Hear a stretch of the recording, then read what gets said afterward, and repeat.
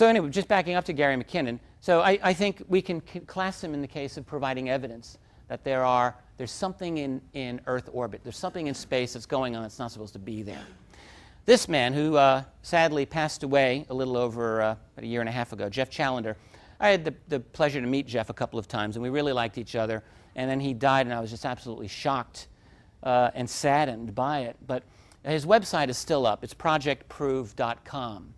I would urge you to go check it out. And what Jeff did, he had a severe disability, and he had a very difficult time walking. So he spent a lot of time at home, but he was a space fanatic.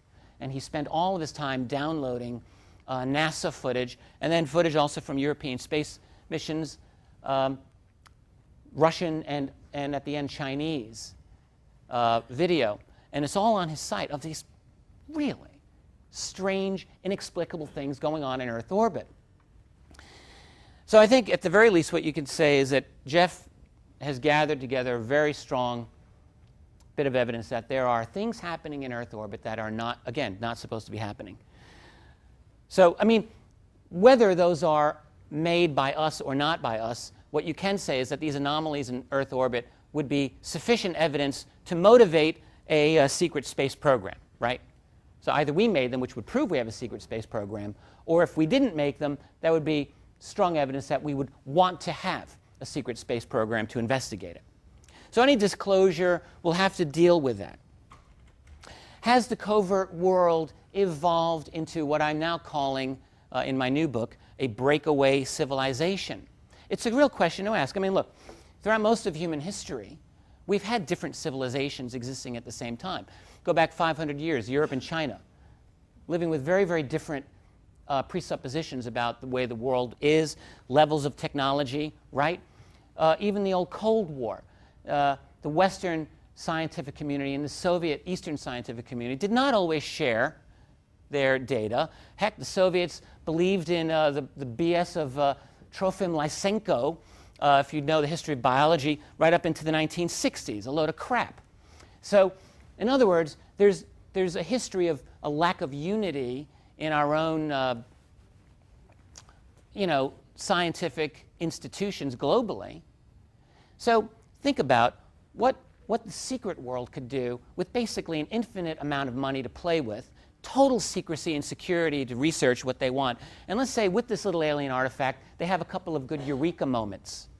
The real question is, would they truly share every one of those with the rest of the world? I think you might not. I don't know. I mean, if you've got a mission that's partly off-world or a mission that deals with these other guys, whoever they are, you really might want to withhold some of your best technology solely for that.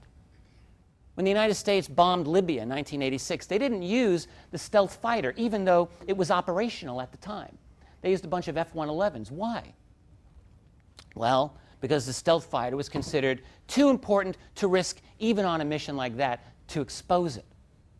All right, and that's just a simple example of how your leading technology would be withheld from important missions. And I think it's really not that difficult to see that within what we can call the black world,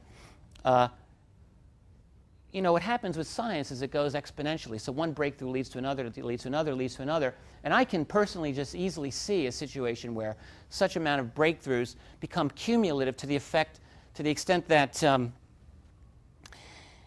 they effectively put that world into the realm of being a different civilization with different fundamental suppositions of what they think are true and different technologies that are vastly beyond what we deal with.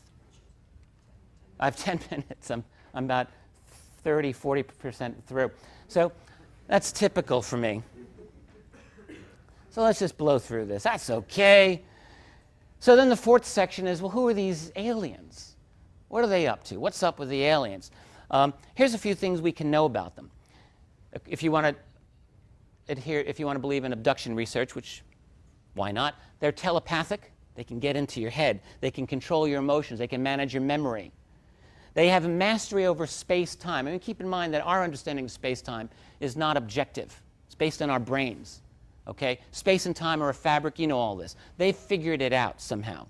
They can play games with time and space. They don't seem to have emotions like we do. Do they look like us? Maybe some of them do. If I were an alien, I'd want to grow or breed my own human population. I'll get into that a little bit more. Are they truthful? Even if they're good guys, they probably aren't truthful. If you were to go back 1,000 years in time and wander around medieval Europe, you might not want to tell those people where you're from either. You might have a difficult time explaining to them what you're all around. And I think that there's more than one group involved with diverse agendas operating by stealth. I wanted to get into the circles. I'm fascinated by the circles, as anyone with a brain should be. I bring up the circles here only to point out, look how perfect that is. That was from a year ago, one of the most amazing ones. That expresses the value of pi to the 10th decimal. I'll skip the details. It's incredible. Here's my little bit of hope. If they're doing the circles, then I hold out hope for some of them, because I think what they're trying to do is to trigger, maybe a secret Leonardo da Vinci's wandering around, doing all of this. But then you get the other side. Are they taking us? If so, why? Any kind of exopolitics is going to have to deal with the abduction issue in an honest way. What the hell is going on with that? I'm going to have to skip this section, except to say that Bud Hopkins' last book, I think is a really pretty good book, deals with not your standard ETs, but cases of ETs that look kind of human, but they don't act human. Interesting book. He considers them transgenic beings, that is, cross-species. Dealing with them. So how do we deal with them? They have extreme intelligence and psychic ability. How do you deal with someone like that? I mean, how do you personally deal with someone like that? Not as equals, probably. Seems to me that in our history with them, we've dealt with them on their terms, not ours, for the most part. Why are we interesting to them? Because we're reinventing who we are. 100 years ago, we had horses pulling carts. That's a sketch by Van Gogh. Horses pulling carts. Now we're in an era where we are maybe, if you think UFOs are kind of whack, you should read some good books on the future of artificial intelligence.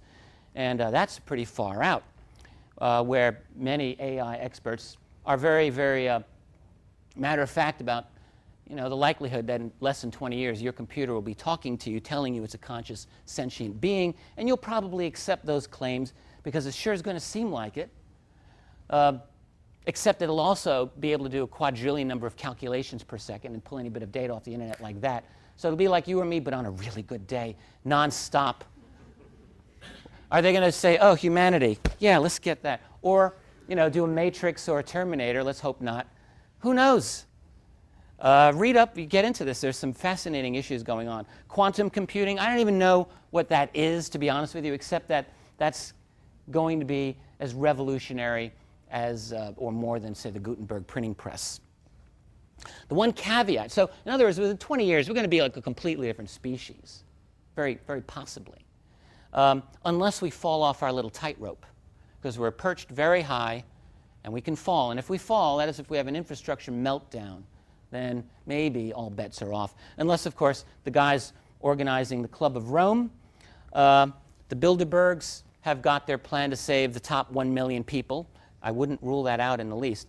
But what it does mean is that we are probably humanity, that is, the greatest show in this quadrant of the galaxy. I guarantee you, any other intelligences that are watching this area are saying, humanity, wow, check it out. Check out the show. Could we be a problem for them? I think yes. I think we could. We could be a real pain in the ass to them, frankly, because of the rapidity with which we have changed who we are. Again, progress doesn't just go in a straight line. I think it goes by jumps. And if we get to the point where we have hyper-advanced artificially intelligent machines merging with humans, hey, you know what? That might get their attention. So what would they might want to do? They might want to manage our society. I would. You might want to, they would be idiots not to try to influence us in some ways. I'm not saying that's definitely the case, but I am saying that it's a logical scenario to look at. Okay, so I've got to wrap this up here. So here's some exopolitical problems. What if we learn that some of these aliens look just like us and they live with us? Sounds crazy. What if it's true? What if, and presumably they wouldn't be sweeping the floors. So presumably they'd be doing things that matter. And what if that's the case? You know, what if you pull out Tony Blair's eyes and you see that he's an actual reptilian after all? Yikes! What if there are factions and they don't all get along? What if there was a deal, as many people have alleged, with them? You know, there's a lot of these questions. So what if they created us?